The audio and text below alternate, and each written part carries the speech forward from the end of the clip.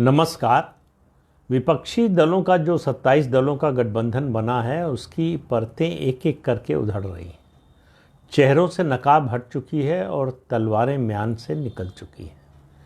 अब बीजेपी पर या प्रधानमंत्री नरेंद्र मोदी पर हमले की तैयारी नहीं, एक दूसरे पर हमले की तैयारी है। और सबसे बड़ा हमला बोला है, वैसे तो हमला नीतीश कुमार ने बोला, लेकिन उनका कह सकते हैं आप एक तरह से साइलेंट कू था। बिना किसी मारकाट के उन्होंने जो विपक्षी दलों का इंडी गठबंधन था उसके अस्तित्व पर ही सवाल उठा दिया। लेकिन ममता बनर्जी तो ममता बनर्जी हैं, वो इतनी आसानी से चुपचाप तो कुछ करने वाली नहीं है। तो ममता बनर्जी ने पहली वो नेता हैं इस गठबंधन की जिन्होंने सीधा हमला बोला है, और हमला भी किस पर? कांग्रेस और राहुल गांधी पर, जो एक तरह से कांग्रेस के मर्म पर चोट की है। उन्होंने कहा कि कांग्रेस को अहंकार और राहुल गांधी को अहंकार किस बात का है, क्या है उनकी ताकत। उन्होंने कहा कि हमने कहा था, यानी विपक्षी दलों ने मिलकर सारे क्षेत्रीय दलों से ने कहा था कि आप 300 सीटों पर लड़िए, बाकी 243 सीटें 243 सीट्स जो हैं वो क्षेत्रीय दलों के लिए छोड़ दीजिए। लेकिन कांग्रेस पार्टी इस पर नहीं मानी। उन्होंने कहा कि 300 सीट लड़कर भी कांग्रेस 40 सीट जीत पाएगी, ये भी शक के दायरे में है, इसका भी भरोसा नहीं है। यानी कांग्रेस की हैसियत उन्होंने कहा कि देश भर से 40 से भी कम सीटें जीतने की है, 40 सीट नहीं जीत सकती। 40 का हवाला उन्होंने शायद इसलिए दिया कि पश्चिम बंगाल में 42 सीटें हैं। ममता बनर्जी जो है वो चाहें तो, जो उनका दावा है कि 42 में से 40 सीटें जीत सकती हैं।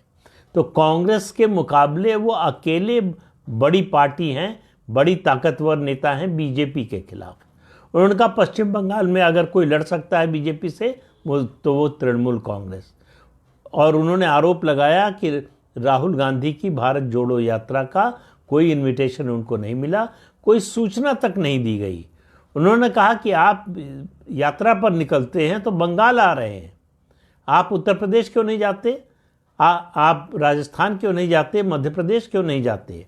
उन्होंने कहा कि बंगाल में बीजेपी को हराने के लिए तृणमूल कांग्रेस काफ़ी है, कांग्रेस को में अगर दम है, उसमें ताकत है, तो कांग्रेस बनारस में जाकर बीजेपी को हराए। इलाहाबाद यानी प्रयागराज कहना चाहती थी उन्होंने, इलाहाबाद ही याद रहा होगा, उन्होंने इलाहाबाद में हराए। और उन्होंने कहा कि उत्तर प्रदेश में दूसरे चुनाव क्षेत्रों में जाकर हराए। और उन्होंने कहा आप मध्य प्रदेश जीत नहीं पाए, आप छत्तीसगढ़ और राजस्थान जीत नहीं पाए, तो भाजपा से मुकाबले में आप कहीं ठहर नहीं पाए, तो किस बात का अहंकार है। उनका हमको राहुल गांधी की यात्रा पश्चिम बंगाल में आ रही है, ये हमको प्रशासनिक सूत्रों से इसकी जानकारी मिली जब उनके लोगों ने, उनकी पार्टी के लोगों ने गाड़ी के लिए पास मांगा। तो इससे पता चलता है कि कम्युनिकेशन कैसा है विपक्षी दलों के गठबंधन के बीच। और कम्युनिकेशन होता तो नीतीश कुमार ही छोड़कर क्यों जाते, कम्युनिकेशन होता तो अरविंद केजरीवाल और भगवंत सिंह मान पंजाब में ये घोषणा एक तरफा क्यों करते कि वो 13 की 13 सीटों पर लड़ेंगे। अगर कम्युनिकेशन होता तो उत्तर प्रदेश में अखिलेश यादव एक तरफा घोषणा क्यों करते कि वो कांग्रेस के लिए 11 सीटें छोड़ रहे हैं। तो कुल मिलाकर ये जो गठबंधन है विपक्षी दलों का, इसमें सबसे बड़ी जो कमी साफ साफ नज़र आ रही है वो है संवाद की। आपस में संवाद नहीं है। संवाद क्यों नहीं है? क्योंकि आपस में विश्वास नहीं है, एक दूसरे पर भरोसा नहीं है। एक दूसरे की ताकत बनने की बजाय एक दूसरे को कमज़ोर करने की कोशिश है। तो जो प्रशांत किशोर ने अभी एक दिन पहले बात कही है वो बिल्कुल सही बात है कि नीतीश कुमार ने जो इंडी नाम का गठबंधन है उसके अस्तित्व पर ही एक तरह से सवाल उठा दिया है। अब उसका अस्तित्व ही परसेप्शन के लेवल पे कम से कम उसका अस्तित्व जो है वही खतरे में पड़ गया है। तो इंडी गठबंधन है कहाँ, किस राज्य में है, और 2019 के गठबंधन से जो यूपीए का था उससे वो किस मामले में भिन्न है। कोई ऐसा नया राज्य दिखाई नहीं दे रहा है जहां कांग्रेस का गठबंधन किसी ऐसी पार्टी से हो रहा हो जिससे उसका 2019 में गठबंधन न रहा हो।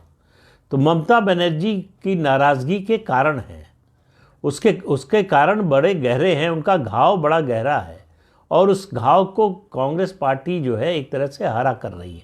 उनका मानना है कि इस गठबंधन को चलाने वाले सीपीएम के लोग हैं। सीपीएम के लोग कांग्रेस को समझा रहे हैं कि ममता बनर्जी इस गठबंधन में रहेंगी नहीं, वो तोड़कर इससे निकलेंगी। तो उनको इस बात पर एतराज़ है, लेकिन उनको ज़्यादा एतराज़ और दुख इस बात का है कि भाजपा से लड़ने की बजाय कांग्रेस पार्टी सीपीएम के साथ मिलकर 2016 और 2021 के विधानसभा चुनाव में उनके खिलाफ लड़ी और 2019 के लोकसभा चुनाव में भी उनके खिलाफ लड़ी।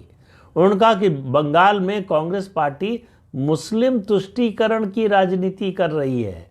इस बात पर ध्यान दीजिए कि ममता बनर्जी कांग्रेस पर आरोप लगा रही हैं कि वो बंगाल में मुस्लिम तुष्टीकरण की राजनीति कर रही है ताकि टीएमसी से मुस्लिम वोटों को तोड़ा जा सके। उन्होंने कहा कि बंगाल में भाजपा जो है हिंदू तुष्टीकरण की राजनीति कर रही है और कांग्रेस मुस्लिम तुष्टीकरण की। भाजपा हिंदुओं को टीएमसी से तोड़ना चाहती है और कांग्रेस पार्टी मुसलमानों को तोड़ना चाहती है टीएमसी से ताकि बीजेपी जीत सके। ये बात उन्होंने नहीं कही, लेकिन उनका निष्कर्ष, उनका इशारा इसी ओर था कि बीजेपी की मदद कर रही है कांग्रेस पार्टी, सीपीएम मिलकर जो है जिस तरह से उनके खिलाफ चुनाव लड़ रहे हैं, जिस तरह से उनके खिलाफ अभियान चला रहे हैं, जिस तरह से उनके खिलाफ बयानबाजी हो रही है, वो कुल मिलाकर एक ही बात, उसका निष्कर्ष एक ही निकलता है कि वो भारतीय जनता पार्टी की चाहे अनचाहे मदद कर रहे हैं। ममता बनर्जी ने जिस तरह से राहुल गांधी पर हमला बोला है, अभी तक उसका कोई जवाब कांग्रेस पार्टी की ओर से आया नहीं है। ममता बनर्जी 3-4 दिन पहले घोषणा कर चुकी हैं औपचारिक रूप से सार्वजनिक सभा में कि पश्चिम बंगाल में वो कांग्रेस पार्टी को 2 सीट भी नहीं देंगी, 42 की 42 सीटों पर लड़ेंगी। और कांग्रेस पार्टी और राहुल गांधी पता नहीं किस दुनिया में जी रहे हैं। वो कह रहे हैं कि ममता बनर्जी से सीटों के तालमेल की बातचीत चल रही है, बड़े अच्छे माहौल में बातचीत चल रही है और जल्दी ही उसका नतीजा निकलेगा। तो अब जाहिर है कि दोनों में से कोई एक पक्ष तो झूठ बोल रहा है और ममता बनर्जी इसके लिए नहीं जानी जाती। ममता बनर्जी को जो भी बोलना होता है खरा खरा, साफ साफ और मुंह पर बोलने वाली नेता है। वो कोई लाग लपेट के साथ नहीं बोलती, वो केवल बंद कमरे में नहीं बोलती। जो बंद कमरे में बोलती हैं वही बात उनमें हिम्मत होती है बाहर भी बोलने की। तो कुल मिलाकर ममता बनर्जी ने जिस तरह से कांग्रेस पार्टी पर हमला बोला है, राहुल गांधी पर हमला बोला है, उसके बाद इस गठबंधन के बने रहने की संभावना लगभग समाप्त हो चुकी है। कोई ऐसा राज्य नहीं है जहां से इस गठबंधन के लिए अच्छी खबर आ रही हो, जहां से इस गठबंधन के ताकतवर होने की खबर आ रही हो, जहां से इस गठबंधन की मजबूती की खबर आ रही हो। और कोई ऐसा राज्य अभी तक ऐसा नहीं है जहां से भारतीय जनता पार्टी के इस गठबंधन के मुकाबले कमज़ोर होने की खबर आ रही हो। तो कुल मिलाकर जो परिस्थिति बन रही है, भाजपा के साथ मुकाबले के लिए जो गठबंधन बनाया जा रहा था, वो बनने से पहले ही वो खंड खंड बिखर रहा है। और उसका कारण भारतीय जनता पार्टी नहीं है, उसका कारण इस गठबंधन के साथी दल हैं। साथी दलों की समस्या ये है कि वो उनका जो विस्तार हुआ है, उनका जो जनाधार बना है, वो कांग्रेस के ही जनाधार को लेकर बना है। और उनको इस बात की आशंका है कि अगर कांग्रेस के ज़्यादा करीब आए, कांग्रेस की ज़्यादा मदद की, तो वो जनाधार कांग्रेस की ओर लौट सकता है। इसलिए वो नहीं चाहते कि कांग्रेस की ताकत बढ़े। और कांग्रेस जो है वो चाहती है कि जब तक क्षेत्रीय दल कमज़ोर नहीं होंगे तब तक वो ताकतवर नहीं होगी। तो ये परस्पर जो है अविश्वास और परस्पर इस बात का यकीन कि एक घटेगा तभी दूसरा बढ़ेगा, इसकी वजह से ये गठबंधन शुरू होने से पहले ही एक तरह से असफल हो गया है। इस गठबंधन का कोई नतीजा नहीं निकलने वाला।